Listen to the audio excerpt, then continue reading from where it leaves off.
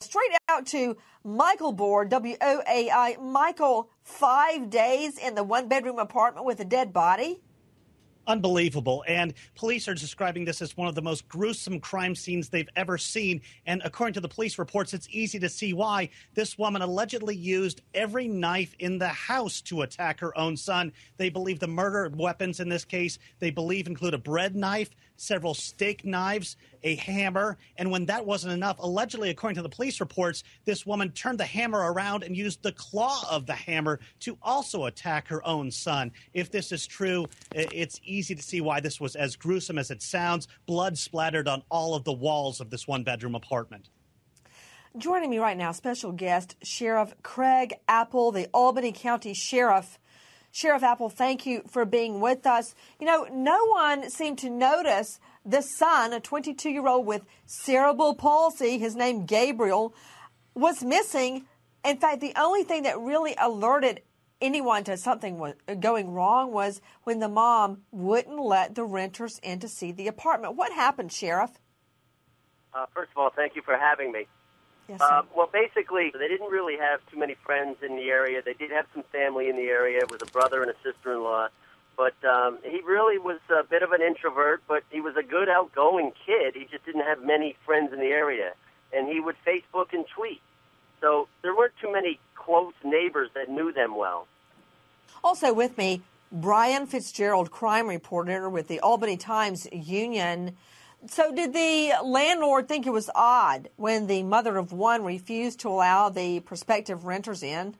Well, yeah, I'm sure she thought it was a little bit odd, but they had been planning to move out for a little while, and I think they hadn't been able to come up with rent, and the landlords kind of had an agreement. All right, you guys can keep staying a little bit longer as long as you can pay some money, and then they kind of finally agreed to move out and had some other people looking at the apartment, and then I think her excuse was, you can't come upstairs. It's a mess because we're packing. Everything's kind of disheveled and in a state of disarray because we're packing stuff up and moving it around. I don't think in what their wildest dreams they thought there might have been Gabriel's body up there, but they certainly thought it was odd, but nothing that would have warranted a call to the police or anything like that. When prospective tenants come to take a look at the one-bedroom apartment hoping to rent it, they're shooed away by the current resident. She says that it's a mess. Come back later after she's cleaned up. What they didn't know is that just a few short hours later, that very apartment would turn into a bloody crime scene, complete with a dead body. The victim, mommy's own 22-year-old son, suffering from cerebral palsy. To you, Matt Zarrell, just because the mom lived with the son does not mean she's the perpetrator. He was extremely active on Facebook and Twitter, very, very outgoing. What more do we know, Matt Zarrell? Okay, well, cops for the timeline at least have pinpointed that they believe he was alive on the Thursday night at about 9:30 p.m. based on the posting that he put on Facebook. Now, we know that Mom and Gabriel were the only persons living in the home. Now, what happens is that the aunt, a few days later, comes by, sees the mom distraught outside. She says she doesn't know what happened, but that Gabriel is definitely dead. But she keeps saying, I don't know what happened. So give me the lowdown, Matt Zarrell. She stays in the apartment with the dead body for 5 days.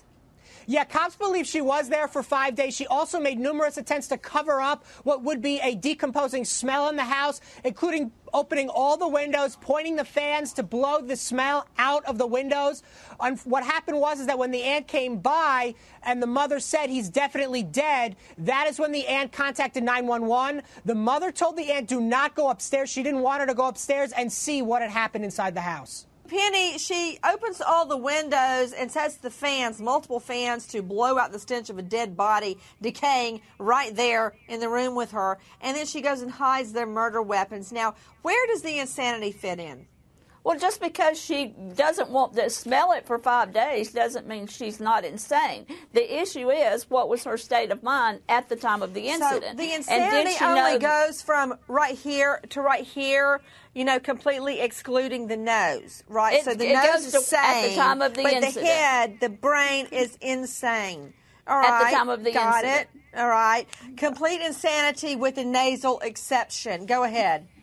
If it's at the time of the incident, if she was so mentally ill that she did not know the difference between right and wrong, and she could not appreciate her acts and that they were wrong, then she could be found to be mentally ill. But it has to rise to the level she was so ill. Yes. She hid the murder weapons, and there were plenty of them.